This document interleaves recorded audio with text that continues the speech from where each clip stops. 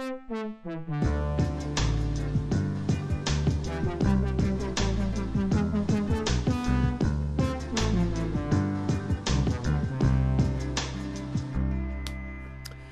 right, welcome to Researching Happy. This is the podcast all about the stories behind the studies of the research world of happiness and well-being.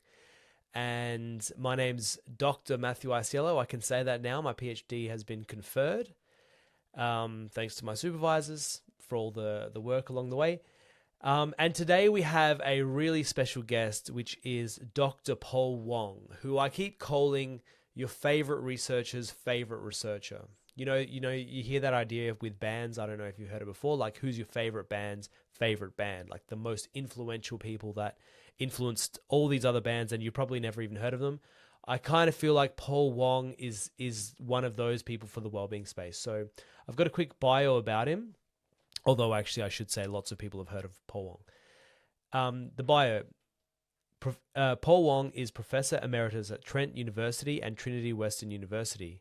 Now, in this episode, he's coming to us at 86 years young, and he has published 8 books, more than 300 journal articles and chapters, and is one of the most cited psychologists in areas related to existential positive psychology. He's recognized as a pioneer in the existential positive psychology of suffering, and he has made important contributions to the quest for meaning, self-transcendence, death acceptance, successful aging, existential suffering, and palliative care. Now, this was a really great conversation that I had with Paul. It really was an honor to spend an hour with him. And I think this conversation, for me anyway, raised lots of questions, as you would expect from talking with a great person like Paul. Top of the list, I guess, for me is the role of a transcendent creator, or, what many would call God. The role of God in happiness. I think Paul really lays out his argument that basically the belief in a transcendent creator is a cornerstone of happiness, sort of submitting and obeying to that creator. And obviously that clashes with modern people's sort of sensibilities, with sort of humanistic ideals like science and reason. People think that they can come to happiness through other means.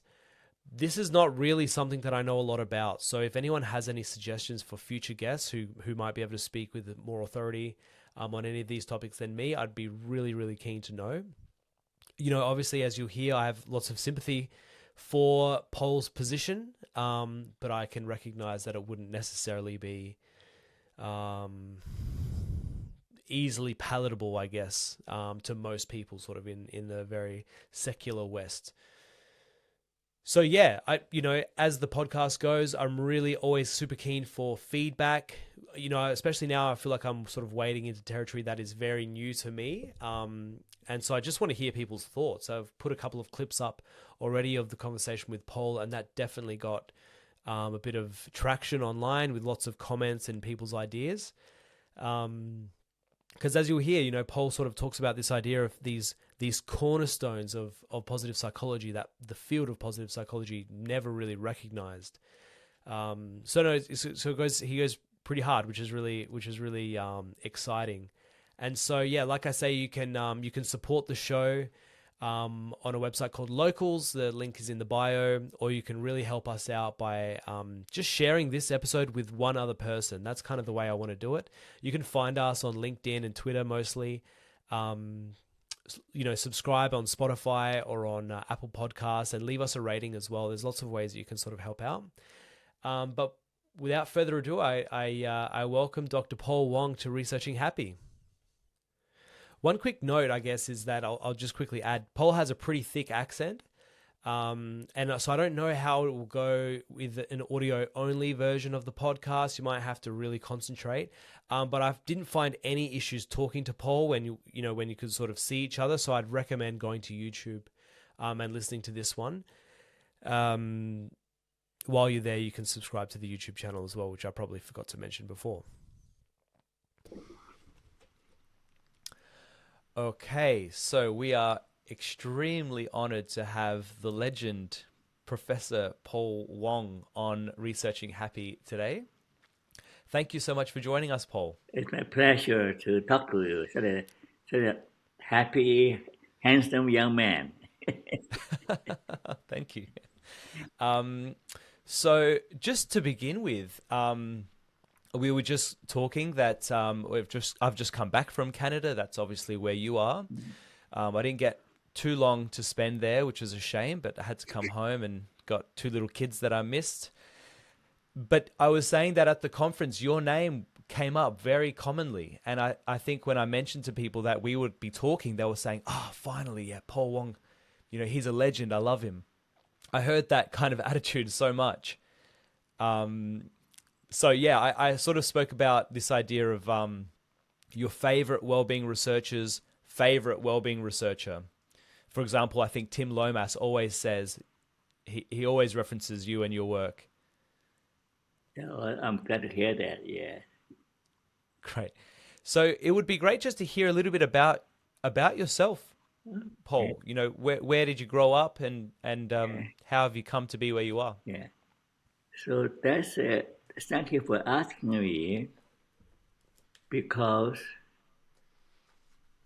according to my thinking, what is personal is universal, and what is universal is also personal. So that is my existential thinking.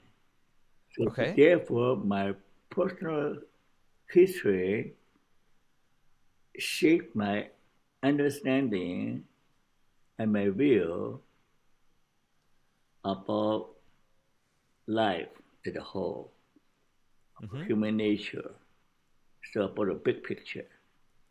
So in terms of precision psychology,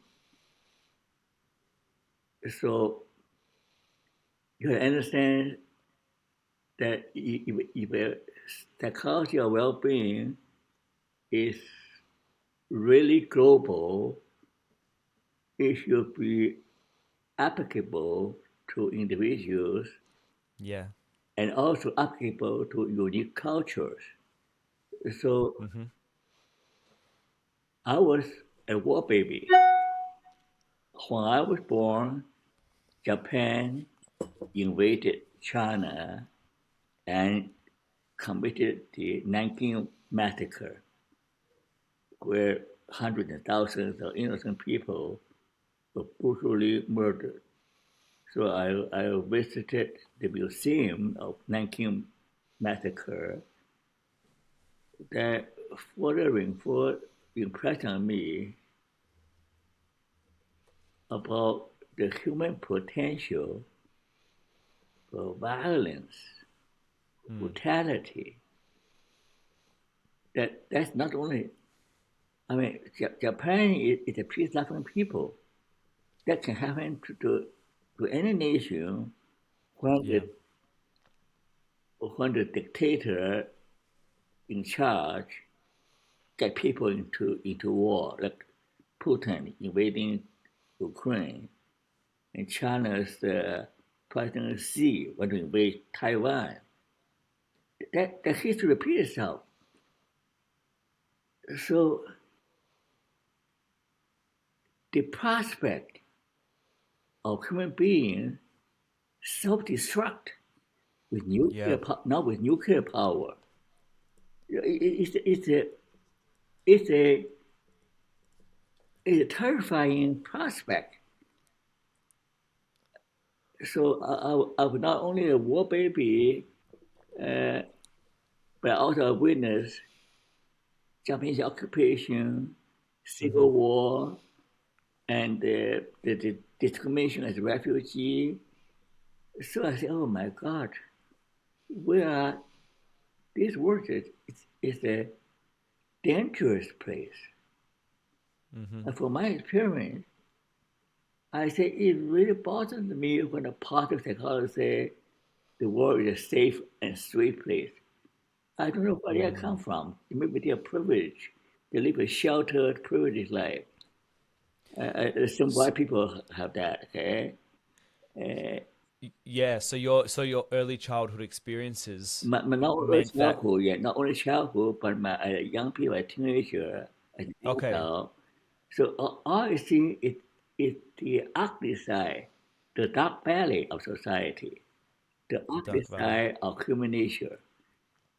Yeah.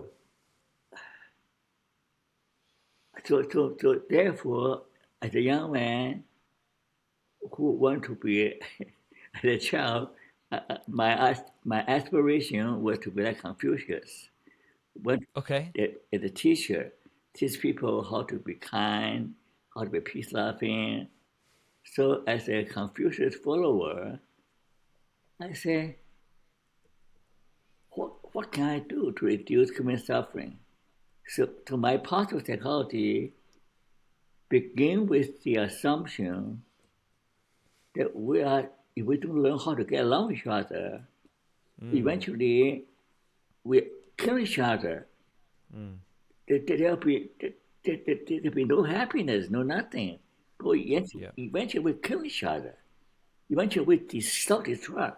When nuclear bomb, well, the prospect of global war with nuclear bomb is a real possibility.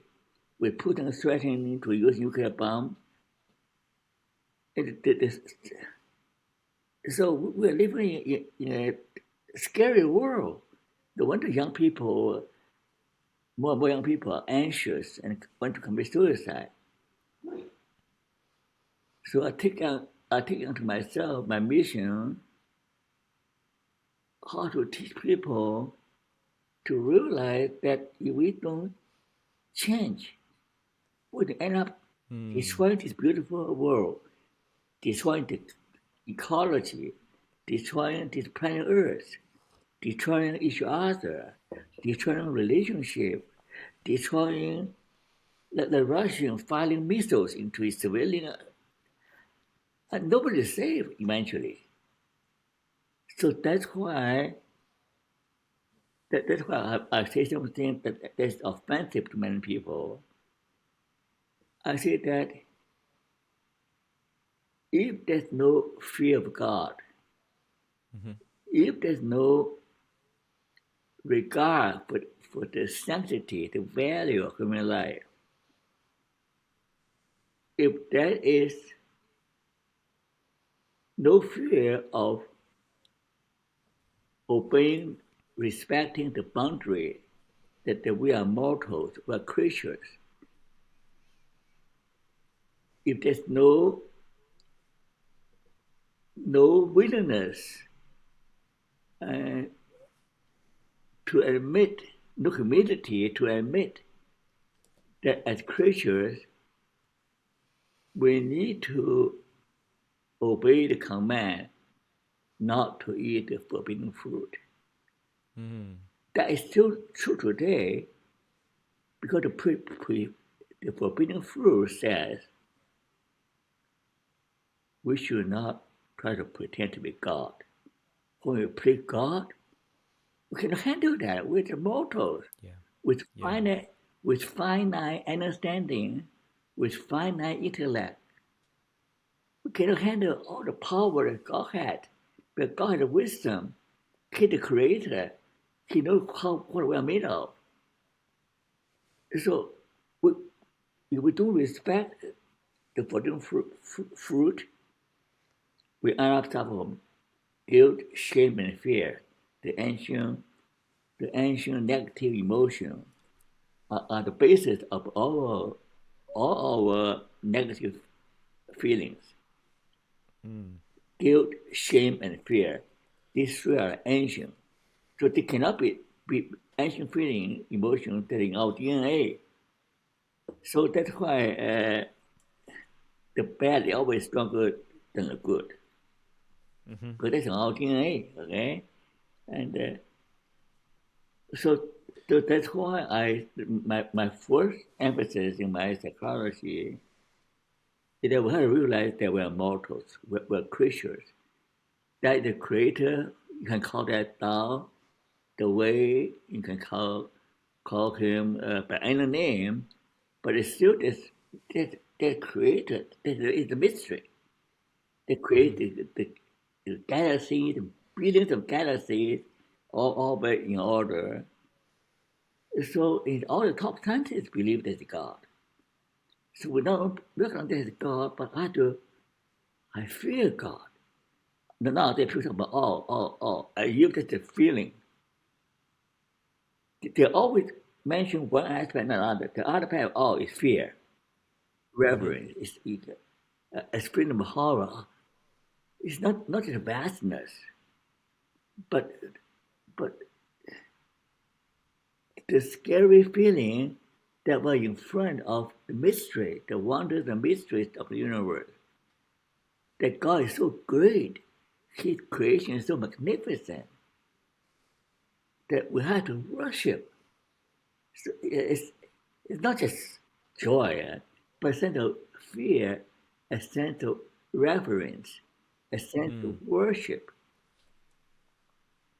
So that's why our Chinese saying always say that to have a happy, you have to be in harmony with yourself, with heaven and earth. Heaven, in Chinese thinking, heaven means sky God, means the God, means the creator. We are living in harmony with God and with earth, with the planet earth, with people. So not just individual, the ego, the self, but it's holistic. It's much more bigger picture than just individual as the Western psychology emphasizes. So that's why the cornerstone of my psychology is fear God, obey commandments. There are two commandments. One is worship God, obey commandments. The same commandment is love your neighbor as yourself. So these two commandments is the cornerstone of public psychology, which the regular public psychology never recognized. All is a me, our own character strength, our own happiness. We can save ourselves. We can create a happiness. That's daydream. Daydreaming. People kill each other. Look at Ukraine, like many parts of the world, Middle East. Your character strength never save you when the missiles rain down on your city. We have to learn how to work together, learn how to overcome racial, social, ideological barriers. See how to understand, listen to each other, and how we can treat each other as brothers and sisters.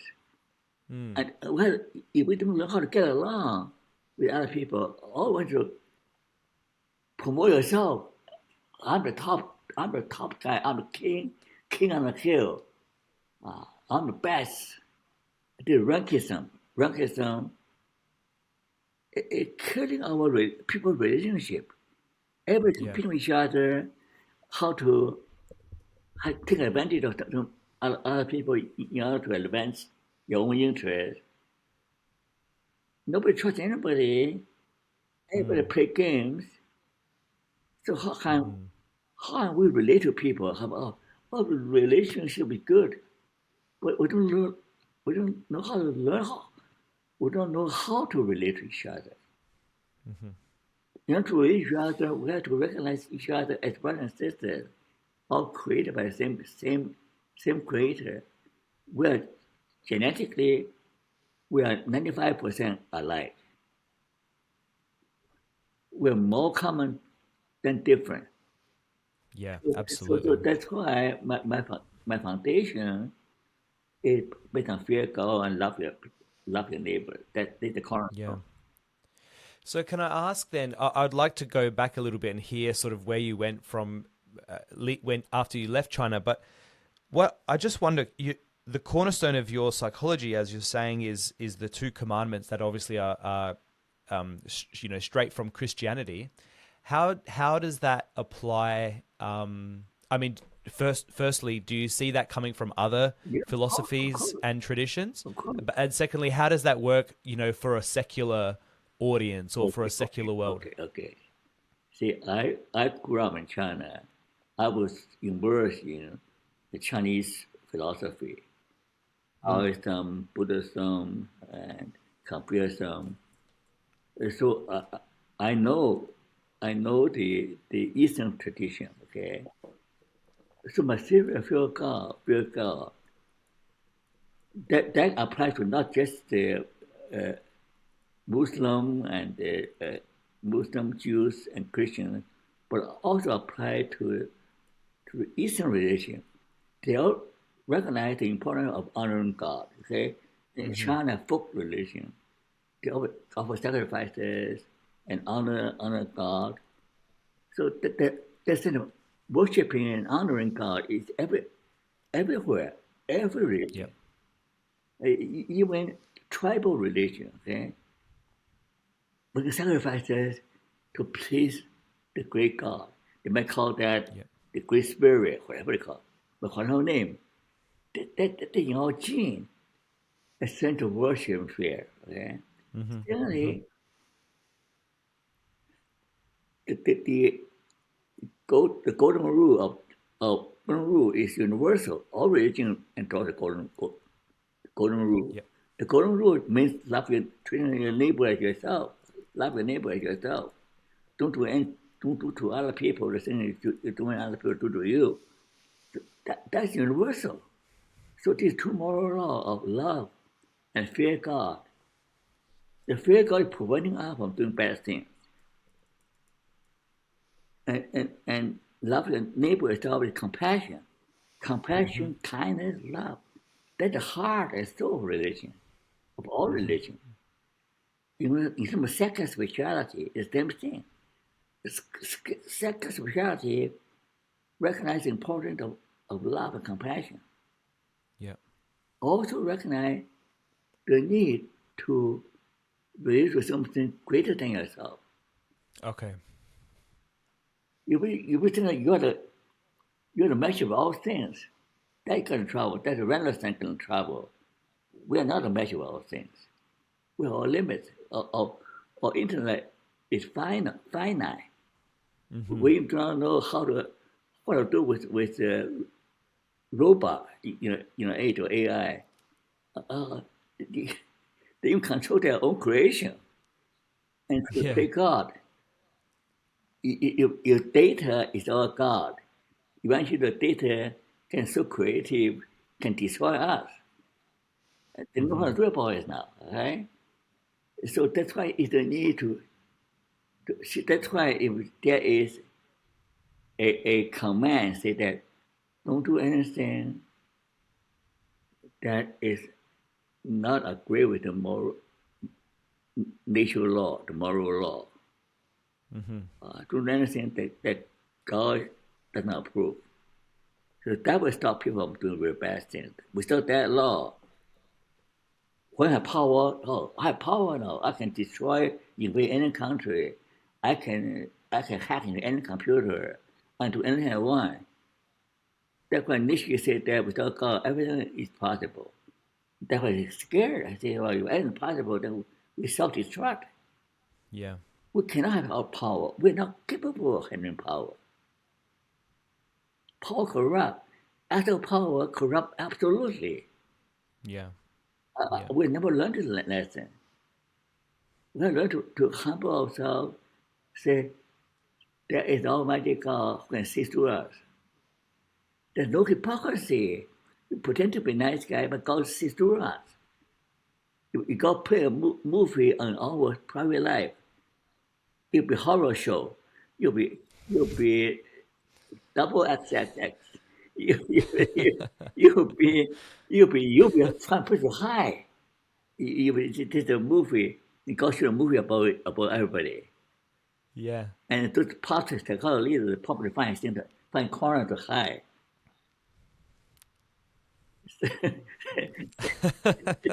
Okay.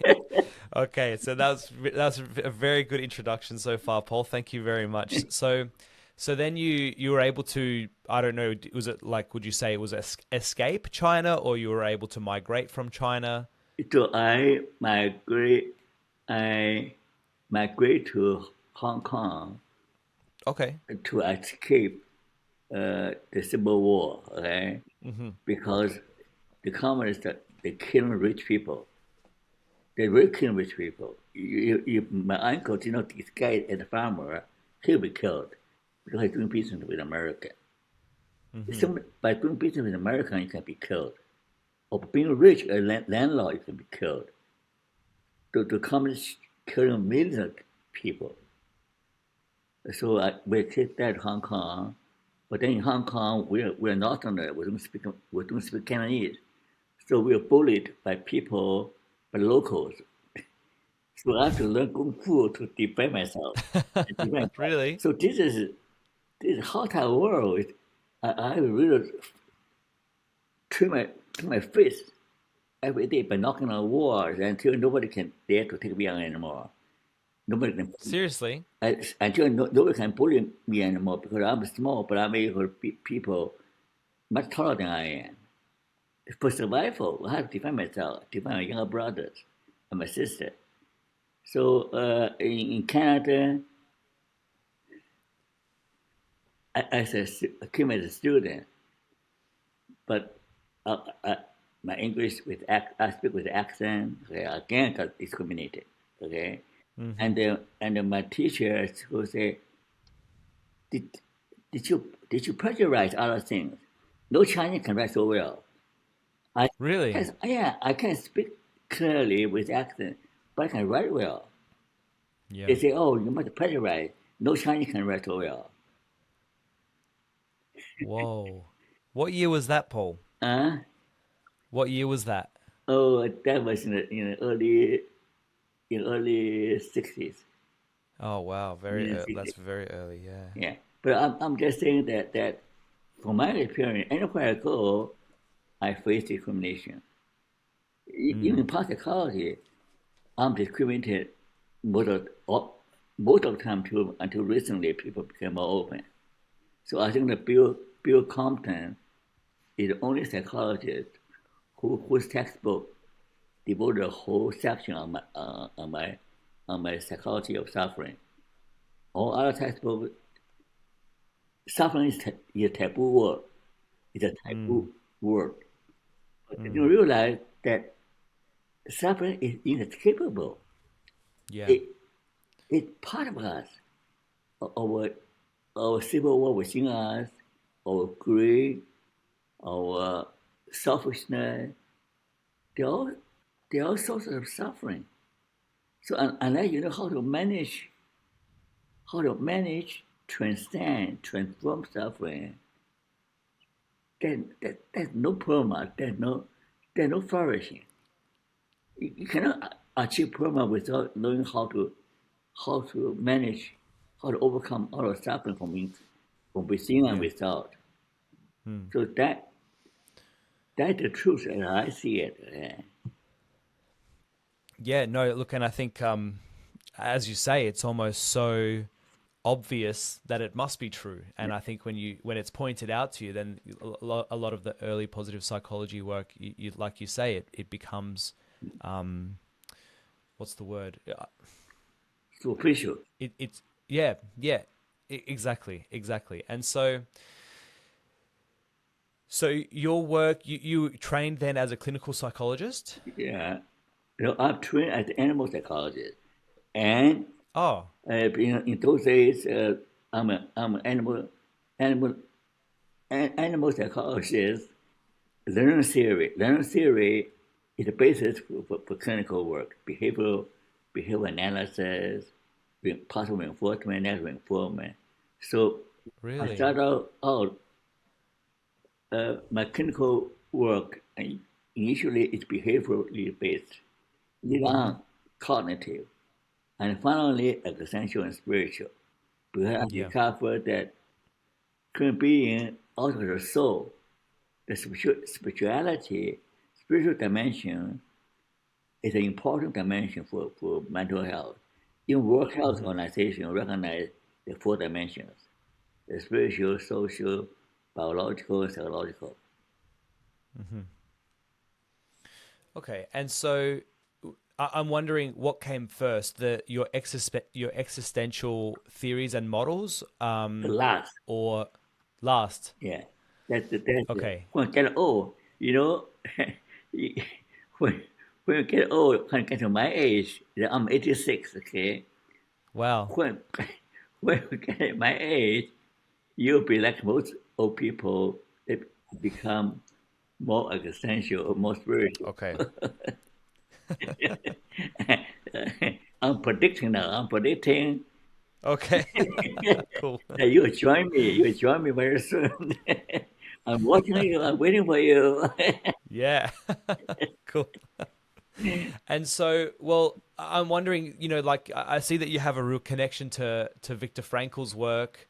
I saw online that you even won an award from um, the Viktor Frankl Institute of Logotherapy in Austria.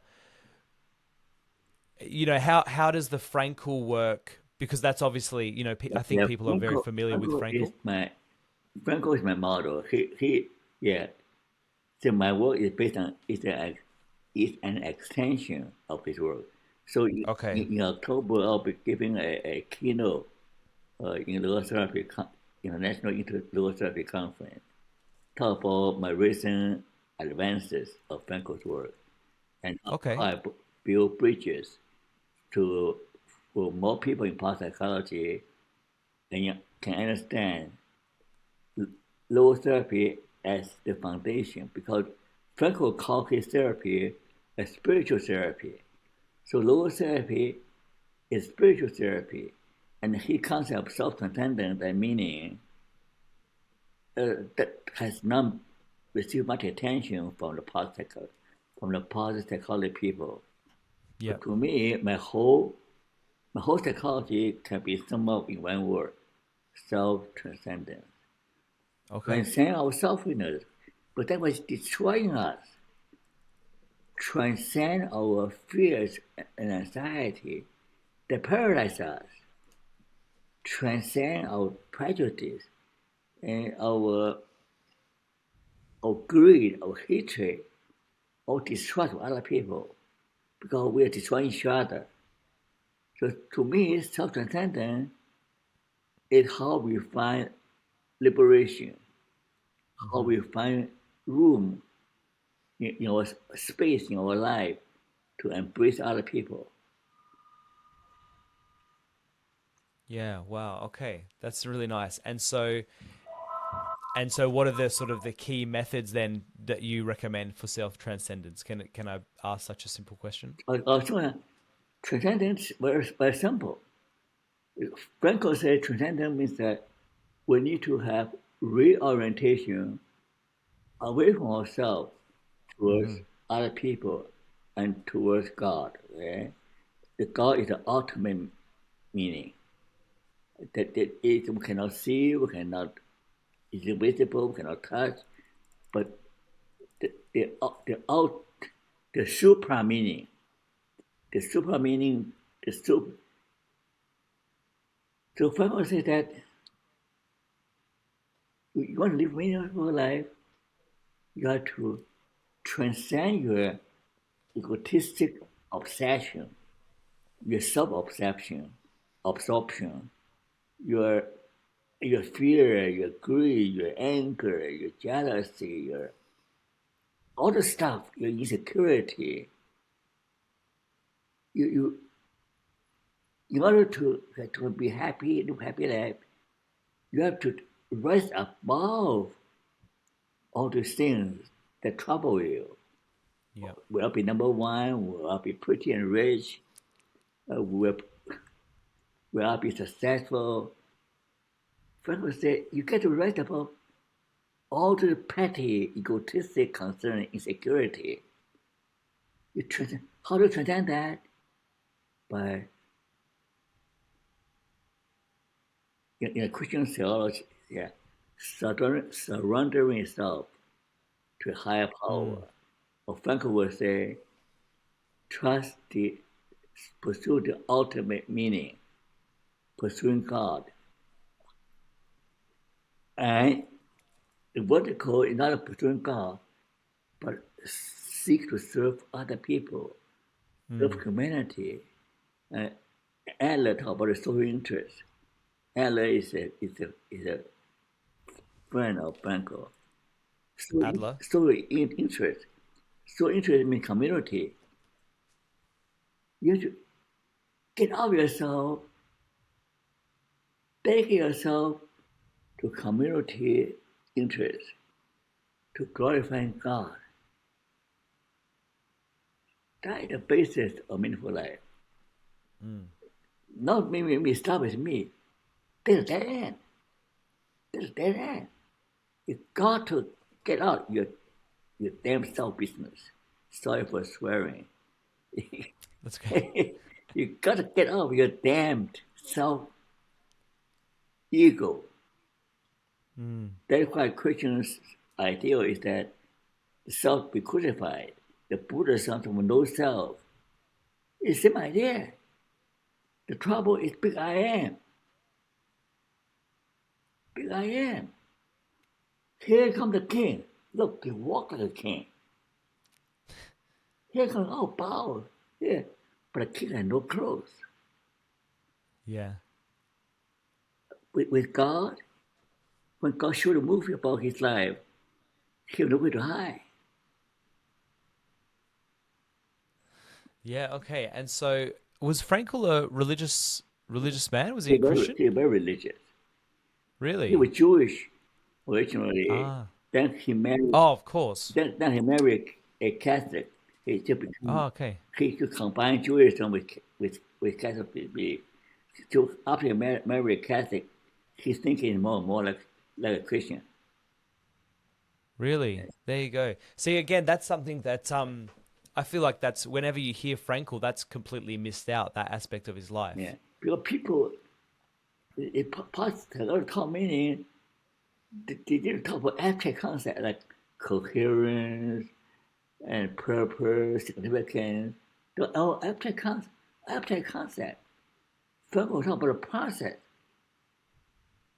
The process is the big picture you have to transcendence. The small picture that you have dedicated, you also can transcend yourself in everyday situations. You know how? In every situation, you have to appreciate the moment, the beauty, the goodness in every situation. That appreciative value. Furthermore, whatever you do, whether you are cooking, whether you are working as a waiter or a carpenter, whatever you do it with all your heart, all your mind, all your soul. Bring your creativity to the job. So it's not the job that makes you significant. It's your attitude toward work. Your attitude of giving your best. Then after a day's work or after a task, you're so satisfied. I'm so glad I've done my best. It's not perfect, but I'm so glad. So you are meeting every day, every situation. The part psychology people don't understand that. I can say this world is absurd. Many things I don't understand. But I do my best. I transcend all that. I make a contribution. I create some value for society. That's why I'm very happy that I have touched some lives. I am making changes in people. Every day I see emails from everywhere say how I make a difference in their lives. Those people say, who's Paul Wong? Doesn't matter. But I'm satisfied that people from all over the world thanking me that my social media posting, my writing changed their life. Even some of the Salomon students come to me and told me privately, never publicly, privately, that my writing has changed their life, changed their work. Really? Yeah. And also many students try to invite me, tell me that they try to get me to to speak in their school, but never approved, of course. Really? Several of them say, we want to hear from you, but I was never invited.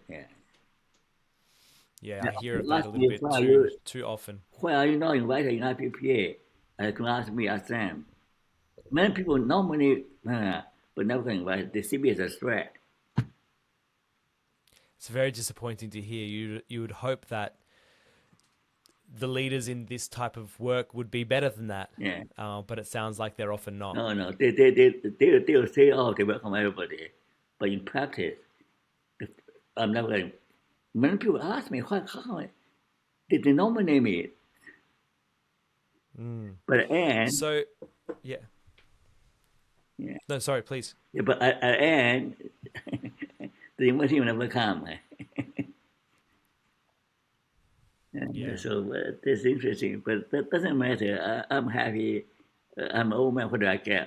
I can be dead, and I can be dead anytime. Most of my colleagues are dead. I'm still alive and kicking.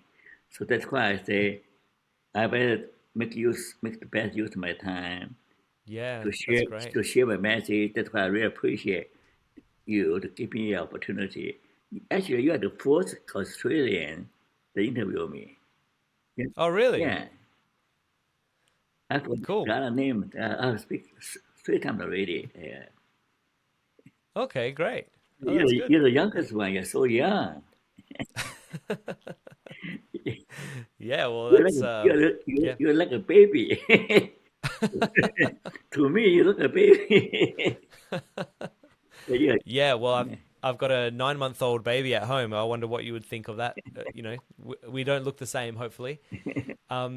So, Paul, you know, you have so many people, and I agree with what you're saying. Like, I hear that a lot as well, that Paul Wong has made a huge influence on my work. I hear that all the time. What is it, do you think, that's the most active ingredient, you know, of your work that's changing people's perceptives and their lives? My opinion is this is the same what makes me attracting people's interest.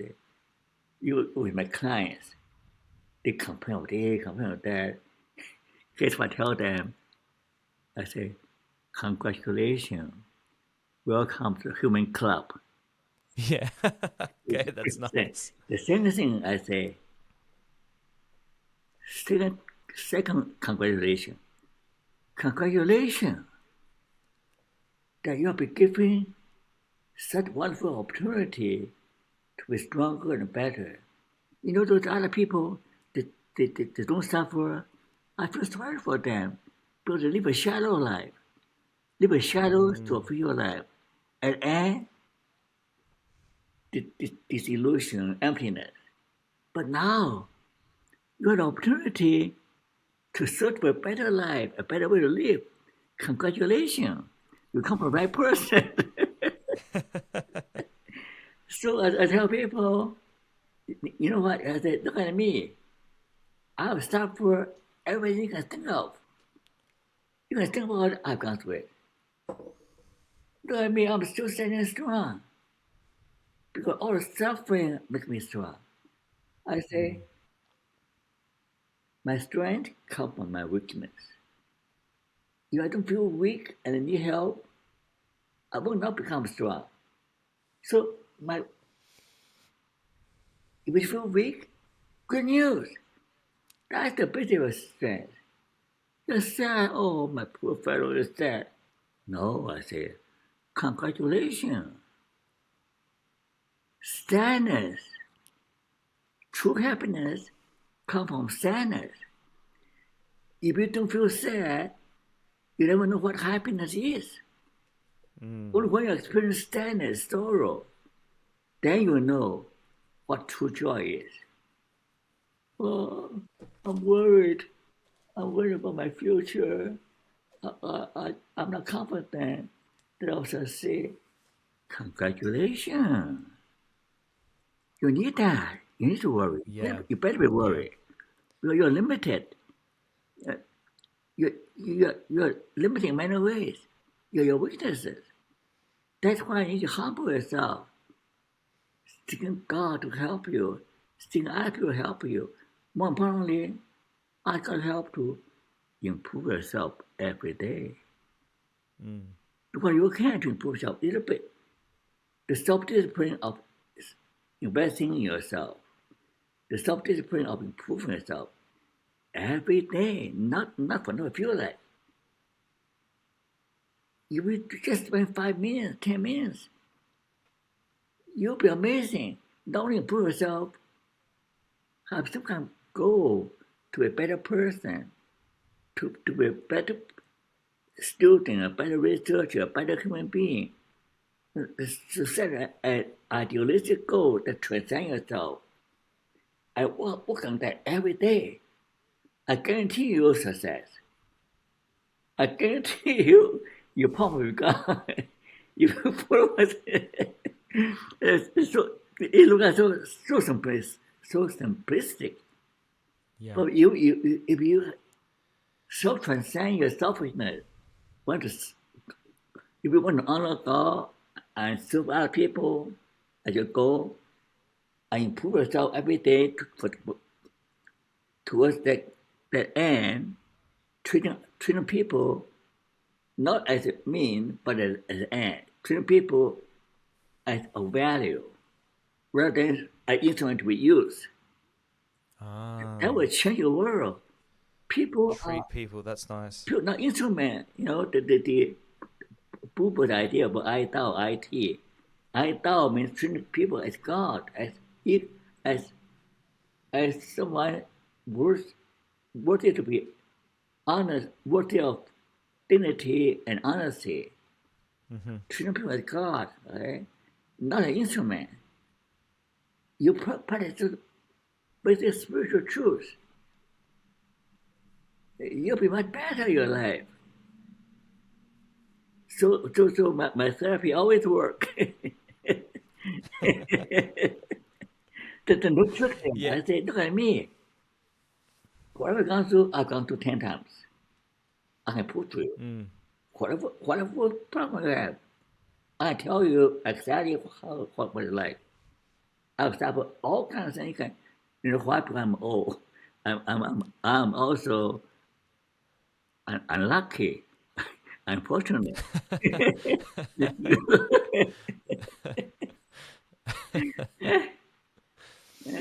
Okay, I understand. And I wonder then, so you're sort of saying that in parts of your therapy, you're talking about, try and improve yourself a small bit every day. And you're talking about sort of self-transcendence in that process. How do you help people have the motivation to do this? Oh, okay. Or is suffering the motivation? Okay. Very simple. You come to seek help because you find that life is unbearable because you're so miserable. Right. I say, congratulations. Do you know why my life will change? My life will change when I reach the end of my rope. When I was so desperate for help. When I was so miserable. I'll be at the end at the point of saying, what a point of struggling. I might have killed myself. I'll talk about suicide. So I say, suicide may be like jumping from the frying pan to the fire. Suicide maybe I fail to suicide, then I suffer pain and the disability, and also if I succeed, I'll hurt my loved ones and cause them to feel miserable. So I'll be a more selfish person to suicide. So you are so miserable. See, I become a Christian because I try everything. I try the Buddhist, I discovered I cannot save myself. No matter how much I meditate, I talk to do the Buddhist ritual, I'm not able to overcome. So finally, some missionaries saw me so miserable, said, why can I pray for you? I'm not to lose. So I share my trouble with him. For some miraculous reason, all my problems were solved in time, one by one. So I say, how could that be? There must be a God. How come God listened to his prayer and rescue come to my rescue? So because that experience, in my desperation, trying for help, I recognize that there is a God who cares about me, who listens to prayer and save me from all my miseries one by one. So after that, I got a chance to study theology, to come to Canada. I got a scholarship. It's all because the missionary prayed for me and I become Christian. Really? My life Oh, that was in China, the missionary. in Hong Kong. In Hong Kong, yeah. So my life was completely changed. I come to Canada, I study. It all came from my desperation. Wow. I think I got nothing to lose. So I told people, I say, now you're helpless, you feel helpless. You can stay helpless and miserable. But why don't you think the things are beyond your control? Why don't you pray to God? You got nothing to lose. You can act. You know, I tell people to act as if God exists and see what happens. You act yeah, as if God exists. yeah. You're not going to lose, right? You're so miserable, so helpless. I cannot help you. No one can help you with your addiction, with your depression, with your suicide thought. For God's sake, you're not to lose. You see, I tried God, the works. Many of my other kind tried God, the work. I don't care what name you call God. You can call it Allah, you can call God Buddha, you can call God the Great Spirit. I don't care how you call him. But you gotta recognize that we're finite creatures, mortal finite creatures. Only through faith in an infinite God who is a mystery to us. Yeah, and I wonder, Paul, just as a quick question, have you had much interaction with Jordan Peterson? Because it sounds like so many of your ideas are very similar. I wrote a review of him for General Well-being. Oh, okay. I actually have teach a course on Peterson, Oh, really? so I know him well. Okay, cool. He came to my first conference, the mini conference I organized. He came to my first conference. I invited him back several times. He knows me well. Oh, that's cool. Yeah, I just hear so many similarities, I Yeah. think, between your arguments and his. So the main difference between us, okay, the main difference between us, I don't know what he agree or not, is he very much he seems to be obsessed with the dominant hierarchy. He wants people to calm the hierarchy. So I don't have this concept of calm hierarchy. I want to teach people to be humble, to humble before God, and not think about hierarchy. So a servant. So my theory is servant leadership. Try to be a servant, to be happy with servant. If God elevate the humble, if God elevate you, you'll be elevated. Right now, God doesn't see me to be elevated, so I'm humble. I'm happy to be a servant, to serve everybody, to help everybody. Down through ages, I've helped many students to get a PhD, to succeed. But after their success, they forget about me. Well, that's fine. I have done my job. So I don't know how to profit from my work. Okay, Peterson knows how he milk money from everything he does. I don't know how he does that, but he he knows how to make money selling everything. Even you have to pay him, to ask him a question. I never ask any money from. I help all kind of people online. I don't charge a penny. No, that's different. He's obsessed with success in this world, but I'm happy to be servant. Yeah. Okay. Interesting. So that was just a side note. That was really nice to hear. But what I'm thinking about, I don't know if you've ever heard this, but I've heard, like light pollution, so that you can't see the stars. Like we live in cities now, we can't see the stars. That I've heard people argue that that's almost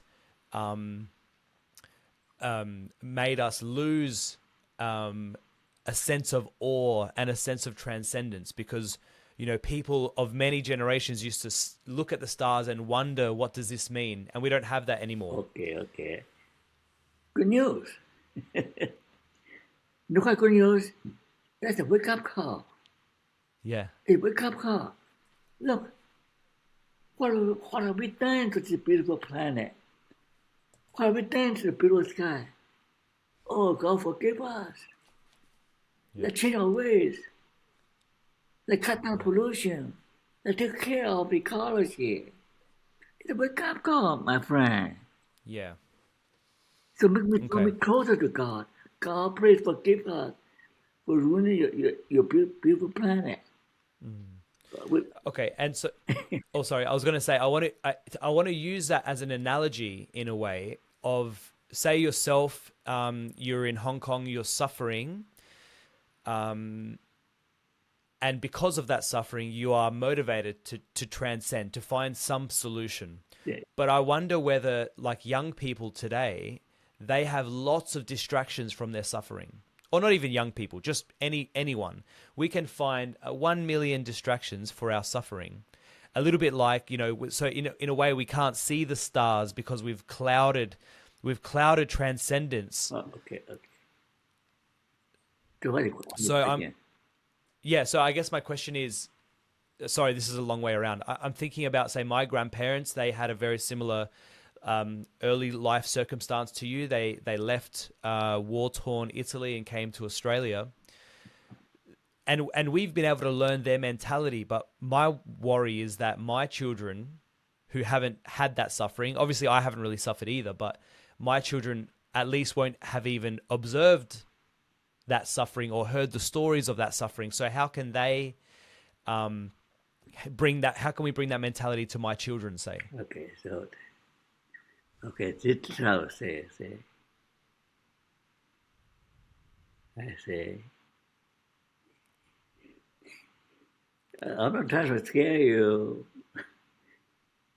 but you even though you live privileged life, but you look around, all horrible things are happening. Mm-hmm. People getting killed. The mass killing can happen anywhere. Random violence can happen anywhere. Mm-hmm. You can't pretend those things are not happening. You can't pretend that. So you better wake up. Yeah. Okay. You better wake up and try to live wisely. Try to live with faith with faith and courage. Life happens. Tragedy can strike anytime, like the pandemic, and like the forest fire, an earthquake, tsunami. Wow! I don't want to scare you, young man.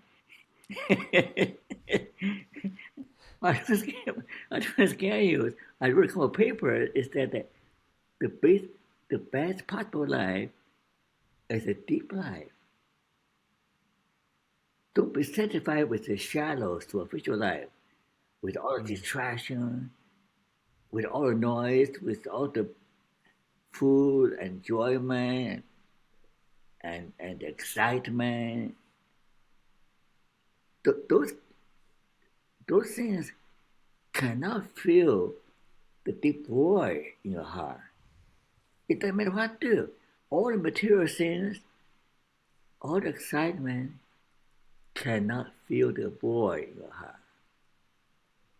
That void has to be only be met by something invisible, something immaterial, something secret.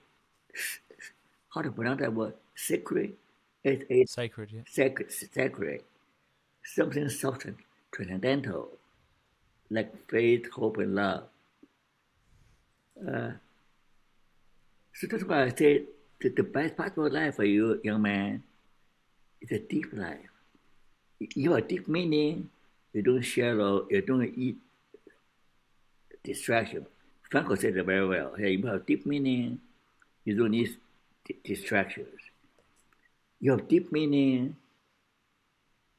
you still can have deep joy. Jesus is called a man of sorrow because of all the suffering around him. Because his destiny is to suffer for other people. So he's a man of sorrow. But deep down he has joy to know that he will have impact on all, bring hope to people. So you can have deep joy only when you are willing to go deeper. So that's why the self-transcendence can be represented by a tree. You really have to think deeper in the dark soil of suffering. Then your branches can reach heaven with all the branches, all the fruits and flowers. So if you like to live a flourishing life, do not be afraid of suffering. Do not try to escape from suffering. Do not seek all distraction. Stop running away. Stop avoiding. Face it. Embrace it. Overcome it. And you're willing to endure deeper and deeper, more and more. That is how you flourish. So that message, the part psychology people don't understand. They come to flourish, it's easy. Oh, this exercise you'll be flourishing. I told them, oh, not so easy, my friend. The process of self-understanding involved. They don't understand that you need suffering in order to flourish. Yeah. And I wonder, it's a simple message, but is it a difficult one? Yeah. But until they listen to me, they know it makes sense. Yeah. So some of my clients stay with me for 2 or 3 years, or even 3 or 4 years. Some of them, most of them are very intellectual people. They're surgeons, they're lawyers, they're doctors. They know it makes sense. They don't hear my message very often, but when they see my own experience, and when I explain to them, oh, you make sense, you make sense. And when they practice that, it works. Are there very practical things that you invite people to practice? If you had to say, like, yeah, let's say that. Don't say they have no chance, man. Before I employ, you can always improve yourself through reading, through practice. You can always improve yourself. There's no such thing as yeah. You can create opportunity. You know opportunity doesn't matter. You can create opportunity by improving yourself, and you can always pray. Pray doesn't cost you any money. You can pray. You can pray without saying anything. You can always pray to help you to overcome things beyond your control. These two things will change your life. And so I'm a religious person. It's not an issue for me to accept what you're saying. But I imagine that in the modern world, this idea of saying just pray, that's not wouldn't be well accepted in the modern day. Okay, the alternative is suffer. Okay, oh, you want to suffer? Okay, enjoy your suffering. Bye bye. Okay. So you put okay. So do you think that? Yeah. Would you say then that there's no without the idea of a transcendent God, whatever that is called or whatever it looks like, that you can't transcend suffering without that idea? Well, you can try. I'm saying that that's why I call that my relativity theory. Your ability to transcend is relative to your faith in God. Okay. Okay, that's I run out of energy now. No, your time is up. Okay. Young man, your time is up. This old man tired. Okay. All right. Well, that's a great place to end the conversation, Paul. So I really appreciate your time. It's been really fascinating to Yeah, talk. I'm having fun. Okay, thank you for the opportunity to spread my message. All right. Please join me in thanking Dr. Paul Wong for his time on the show. I just realized that he's actually wearing a Jurassic Park jacket while we're in this conversation, which just makes me love him even more. So like I say, you can support the show. There's a few ways that I mentioned. Give us follow us on social media, subscribe to the podcast, give us a rating on the podcast apps that you're using. And there's obviously, you can support us financially on Locals. And thank you to those who have supported us to date. Thank you. Please share this with one other person that you think would be interested in the show, and really, really keen for feedback on this one. Thanks.